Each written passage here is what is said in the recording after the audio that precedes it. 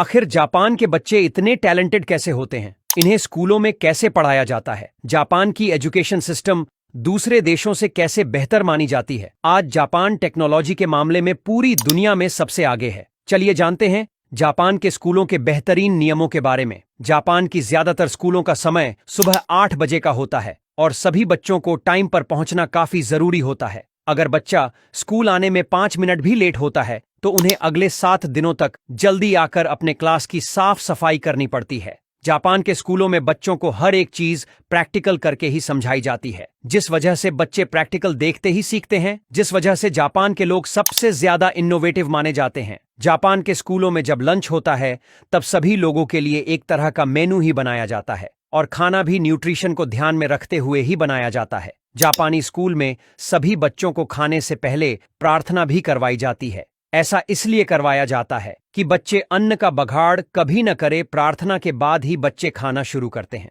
School के सभी teachers और प्रिंसिपल भी यही खाना खाते हैं। इससे बच्चों में पारिवारिक वैल्यू स्थापित होती है। खास बात तो यह है कि बच्चे जब खाना खा लें उसके बाद स्कूल को साफ करने के लिए कोई सफाई कर्मचारी नहीं होते, बल्कि स्कूल के सभी स्टूडेंट्स को मिलकर ही स्कूल की सफाई करनी होती है। औरतों और स्कूल के टीचर और प्रिंसिपल भी बच्चों के साथ स्कूल को साफ करते हैं। स्कूल के क्लास से लेकर बाथरूम तक सभी चीजें सब मिलकर साफ करते हैं। इस तरह जापान के बच्चे को बचपन से ही सफाई रखने की ट्रेनिंग दी जाती है। साथ ही बच्चों से सफाई इसलिए करवाई जाती है ताकि वो अपनी माता को घर साफ करने में मदद कर सके। स्कूल के टीचर और प्रिंसिपल भी बच्चों के साथ इसलिए काम करते हैं ताकि बच्चों को पता चल सके कि कोई काम छोटा नहीं होता। इसके अलावा जापानी स्कूलों में बच्चों को दूसरों से कैसे बात करें, लोगों का मान सम्मान कैसे रखे और अपने भगवान का आदर सत्कार कैसे रखे, वो सारी चीजें सही तरीके से सिखाया जाता है। जापान के स्कूलों में ही बड़ों के सामने झुकने का सिखाया जाता है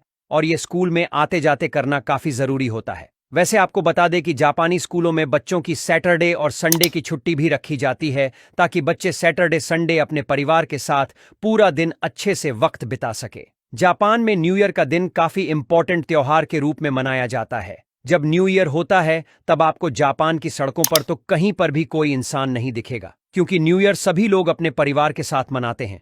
वहां के लोग मानते हैं कि परिवार ही जीवन का सबसे सुंदर उपहार है। जापान में बच्चों को कम उम्र से ही सभी का आदर, सत्कार और झुक के बात करने का सिखाया जाता है, जिस वजह से जापान में आपको सभी लोग सामने वाले से काफी आदर और सम्मान के साथ बात करते हुए नजर आएगा। जानकर आप चौंक जाएंगे कि जापान के स्कूलों में 10 साल तक बच्चों की कोई भी परीक्षा नहीं ली जाती।